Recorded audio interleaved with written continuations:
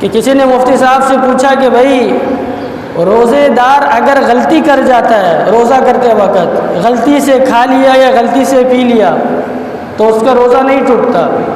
اللہ کے نبی صلی اللہ علیہ وسلم نے فرمایا بھول کر کسی کو یاد نہیں ہے کہ میرا روزہ ہے اور اس نے کھانا پینا شروع کر دیا تو فرمایا کہ اللہ نے اس کو کھلایا، اللہ نے اس کو پلایا، اس کا روزہ نہیں ٹوٹتا۔ بھول کر کسی نے کھا لیا تو سوال پوچھنے والے نے پوچھا کہ اگر روزے میں بھول ہو جائے تو روزہ نہیں ٹوٹتا، حج میں بھول ہو جائے تو دم لازم آتا ہے، نماز میں بھول ہو جائے نماز ٹوٹ جاتی ہے، ایسے ہی ہے نا؟ نماز میں بھول گیا نماز ٹوٹ جائے گی، حج میں بھول ہو جائے حج فاسد ہو جائے گا، دم لازم آئے گا، جرمانہ بھرنا پڑے گا۔ تو ایسا فرق کیوں ہے؟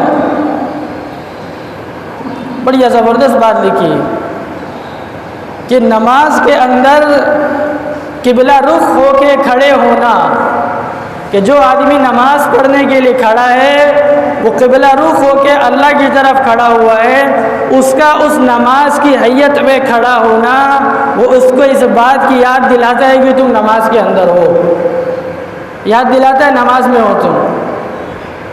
اسی طریقے سے جو آدمی حج کے لیے جا رہا ہے، حج میں احرام پہننا، بغیر سلے ہوئے کپڑے پہننا، یہ اس کو یاد دلاتا ہے بار بار کہ تم حج کے اندر ہو۔ قبلہ رخ ہو کر بھی، احرام کی حالت میں ہو کر بھی تم اگر اس کے منافی کام کرو گے تو فاسد ہو جائے گا۔ لیکن روزے کے اندر ایسی کوئی چیز ہے ہی نہیں جو روزے دار کو یاد دلائے کہ تم روزے کے اندر ہو۔ کوئی ظاہراً ایسی چیز ہے کوئی روزے کے اندر؟